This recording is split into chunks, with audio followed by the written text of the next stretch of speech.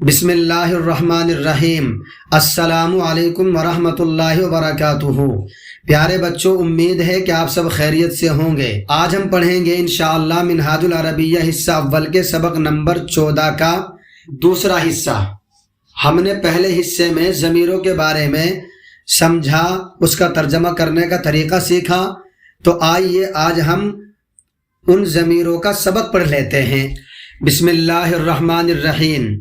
ربہ اس کا رب، ربو کا تمہارا رب، ربی میرا رب، عبدہ اس کا بندہ، عبدو کا تمہارا بندہ، عبدی میرا بندہ، اسمہ اس کا نام، اسمو کا تمہارا نام، اسمی میرا نام، جملو کا آپ کا تمہارا اونٹ، فرسو فرسو اس کا گھوڑا، کلب کا تمہارا کتا، ببغائی میرا طوطا، حدیقت کا تمہارا باغ، فاکہتی میرا پھل، ورد کا تمہارا گلاب، عصیسی میرا گملہ، بیتی میرا گھر، غرسہ اس کا پودا، رسولہ اس کا رسول، رب کا تمہارا رب، ایمانی میرا ایمان، صدیقہ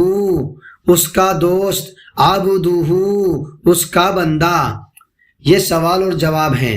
مسمو کا آپ کا نام کیا ہے، تمہارا نام کیا ہے، اسمی حسین میرا نام حسین ہے، کیف حالک تمہارا حال کیسا ہے، یعنی تمہارے حال کیسے ہیں یا آپ کا حال کیا ہے، حالی طیب میرا حال اچھا ہے، ما ربک تمہارا رب کون ہے، ربی اللہ میرا رب اللہ ہے، محمد الرسولہ کیا محمد اس کے رسول ہیں، نعم محمد الرسولہ جی ہاں محمد صلی اللہ علیہ وسلم اس کے رسول ہیں، اہو عبدہ کیا وہ اس کا بندہ ہے،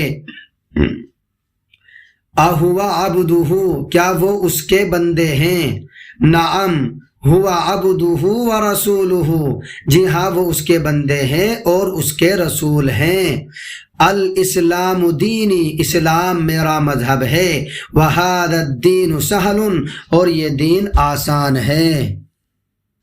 یہ کچھ اور سوالات ہیں منہاج العربیہ کے ہی ہیں۔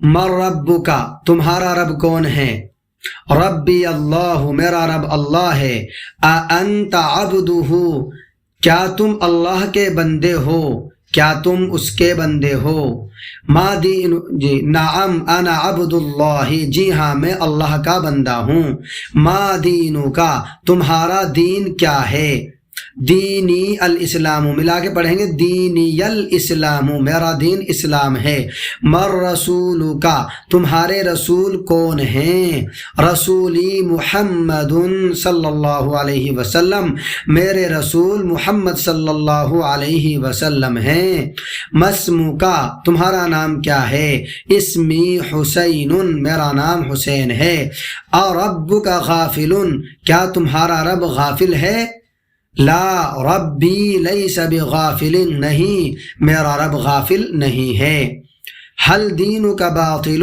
کیا آپ کا دین باطل ہے، کیا تمہارا دین باطل ہے، لا دینی لیس بباطل نہیں میرا دین باطل نہیں ہے، بل هو الحق بلکہ وہ تو حق ہے۔